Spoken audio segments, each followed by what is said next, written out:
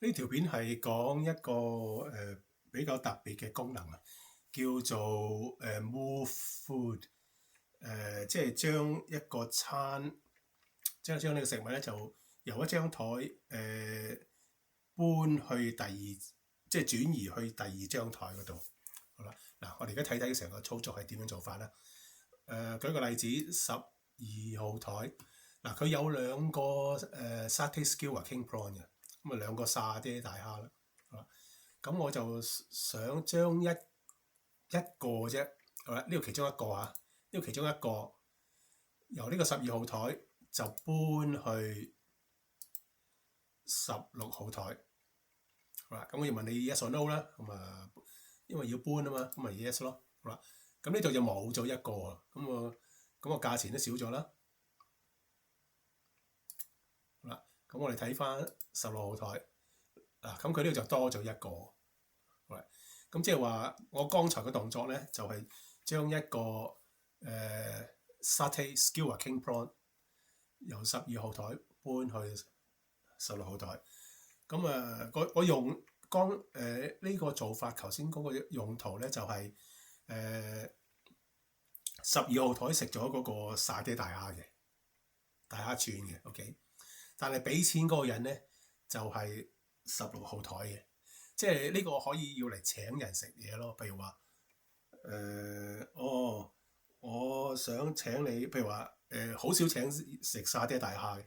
可能話請飲杯香檳啊，飲杯啤酒啊，識得嘅我叫我就叫俾你飲，跟住我俾錢咁樣咯，咁就可以將一個食物由一張台搬到第二張台咯。好啦，咁另外一個功能咧就可以係咁樣，就要嚟分單用嘅。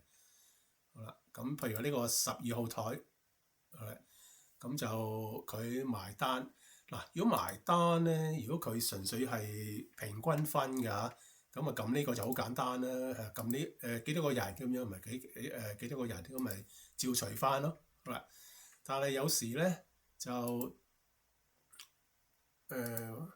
佢想話俾翻自己嗰啲餐嘅。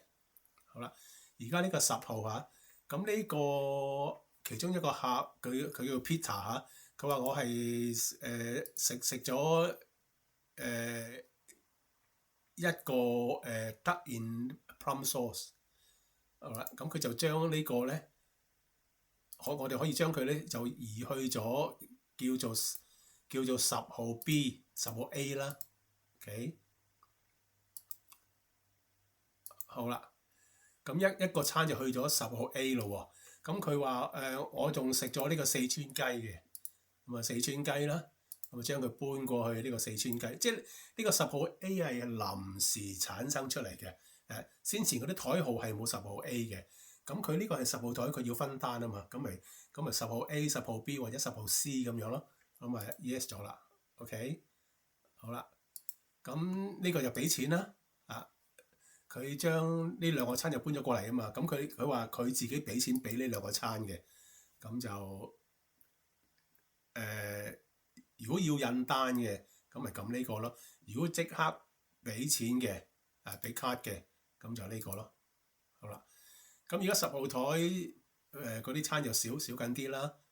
咁而家就整一張其實可以同時整嘅，即係頭先一個10號 A， 一個10號 B， 一個10號 C 咁樣咯。咁啊分開3個人咯。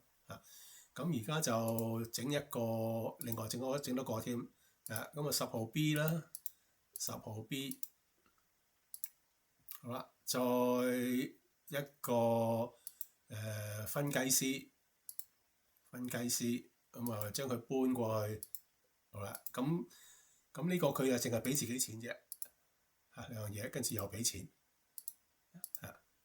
咁所以呢個 move food 咧可以要嚟請人食嘢啦，同埋可以要嚟分單，自己叫過乜嘢嘅就自己俾翻自己食嗰啲餐啦。